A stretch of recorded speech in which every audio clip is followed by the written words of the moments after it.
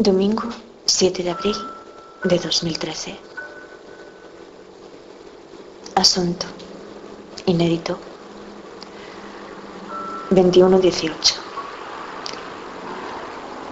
4 horas 55 minutos.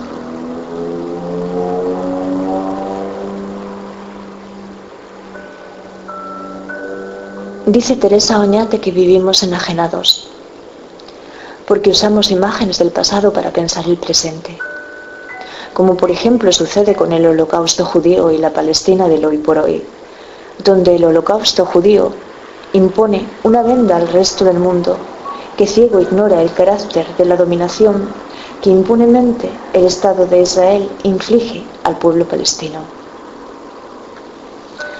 Ayer me interesé por vez primera por la realidad del Premio Nobel de la Paz, ya que pensaba que entre sus galardonados encontraría a mis maestros en esa asignatura pendiente, pero me descorazoné de inmediato y al instante comprendí que era un falso deseo.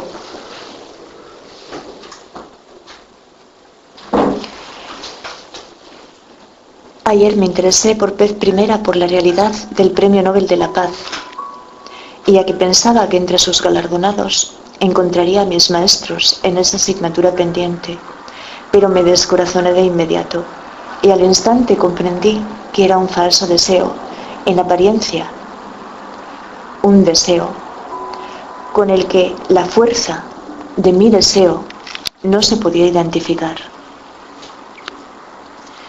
El Premio Nobel de la Paz debía otorgarse, según Alfred Nobel, el inventor de la dinamita, por 3 causas: a quien promoviera la fraternidad entre las naciones, a quien promoviera la abolición de los ejércitos, a quien promoviera congresos de paz. Pero Gandhi, figura emblemática para la concepción de la paz como resistencia pacífica, a pesar de haber sido nominado en varias ocasiones, jamás lo obtuvo. Y sin embargo, lo obtuvo Rigoberta Menchú Tum, a quien destronó el antropólogo David Stoll, que investigó los hechos por los que esta condecoración humana le había sido concedida y los halló fraudulentos. Así que el Premio Nobel de la Paz, además de ser una entelequia, como te comentaba, es tachado por mi transmundanidad como objetivo mundano no deseable, cuando el plano de inmanencia es el estímulo verdadero de mis objetivos transmundanos. Porque si yo fuera realmente pragmática, sería presa fácil para los sofistas del medio, que son estos, aquella contracultura que se gestaba en los inicios de la filosofía, los que hoy algunos se conocemos. Es decir, hay 2 clases de nacidos: los que nacen para instalarse en el plano y los que nacen para el olvido. La filosofía es, lisiológicamente, en concepto de don Gustavo Bueno, una abstracción pura, lo que es para mí, lo que hace vibrar mi ser, el ser de mis miocardiocitos, el ser de mi fin. Cuando mi estar, el aquí y el ahora de mi ser, es en todo momento visceral. Algo tiene que decir mi estómago al respecto, algo tienen que decir siempre mis tripas. Hoy soy ignorante de todas estas conversaciones y no sé ni siquiera si constituyen un monólogo continuo o son diálogos que se establecen entre las cosas, ya que yo como organismo soy un hábitat. Pero al parecer, pero el parecer es el ámbito de la conciencia. Y el entendimiento pertenece, en palabras de Hegel,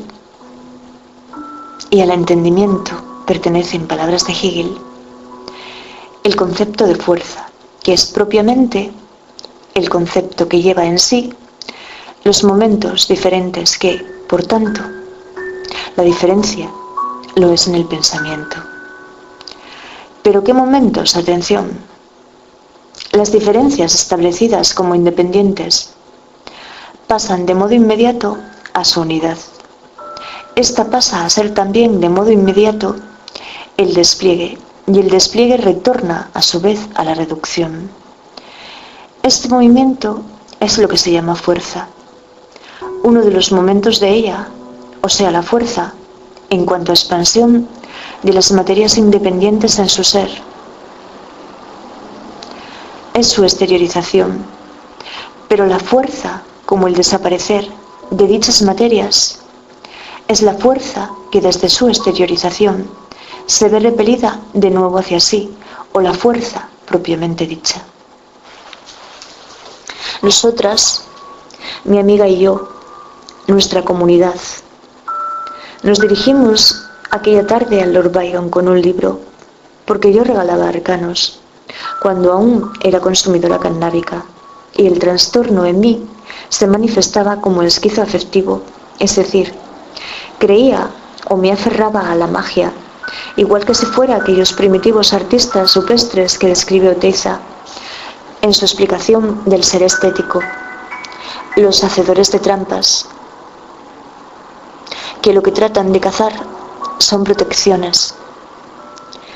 Y estamos sentadas en la barra frente a Don Guti, a quien ya expliqué que no le gusta que le llame así, que es quien recibe ese libro, que yo deseo dejarle allí a Rafa Dueñas y que es el que contiene el arcano, que lo importante no era el arcano, por supuesto, sino que mi amiga estuviera conmigo y que Rafa Dueñas frecuentara un lugar común, que desde el principio quedara claro que yo no guardaba ningún secreto entre nosotros, que todo necesitaba que fuera público y notorio, que yo, la información, entre comillas fenomenológicas,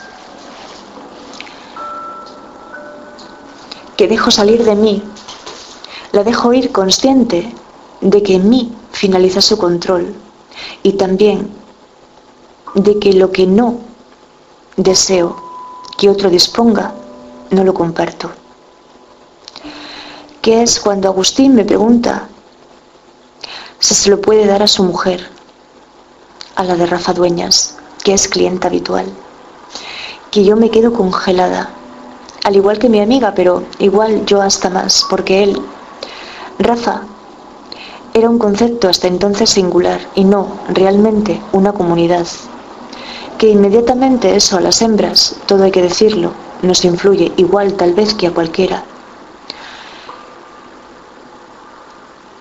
Y como yo soy el objeto de la percepción de Don Guti, en el momento en el que yo hago abstracción de esa novedad, no novedad, ya que un hombre es un universal, y un hombre con pareja es igualmente un universal, y la sumo a las diferencias establecidas como independientes, es decir, que fuera comestible, que no fuera un intelectual, cuando yo tengo hambre, y tengo hambre de pensamiento, que estuviera casado, y que probablemente tuviera hasta hijos niños, cuando yo ya me estoy sintiendo abuela, a pesar de tener su misma edad.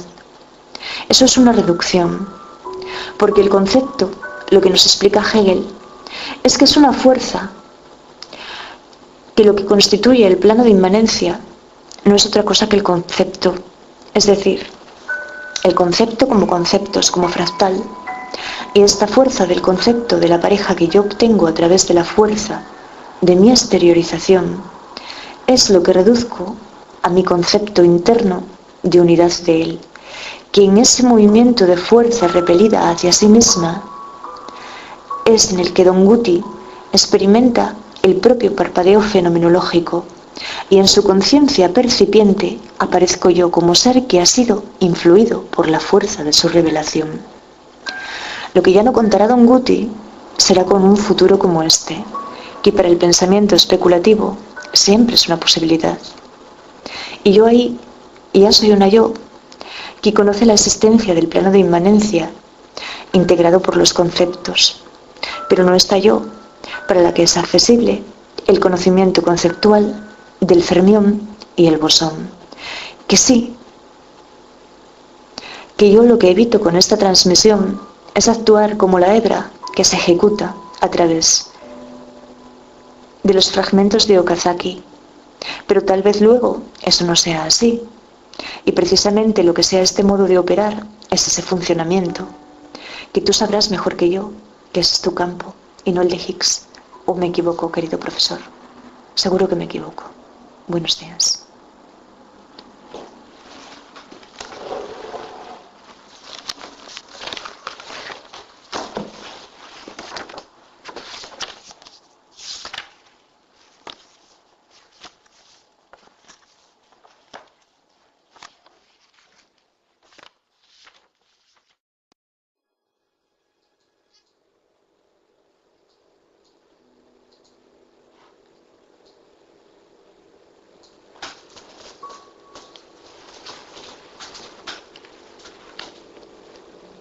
Domingo 7 de abril. Interesé por vez primera por la realidad del Premio Nobel de la Paz, ya que pensaba que entre sus galardonados se encontraría a mis maestros en esa asignatura pendiente. Pero me descorazoné de inmediato y al instante comprendí que era un fallo de 2013. Asunto inédito 21:18. 4 horas 55 minutos.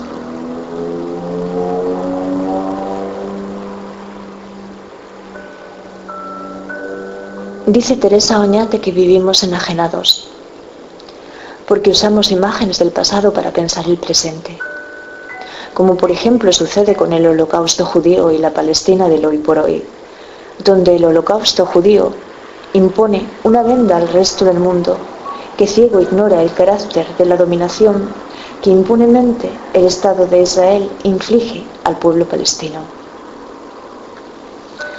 Ayer me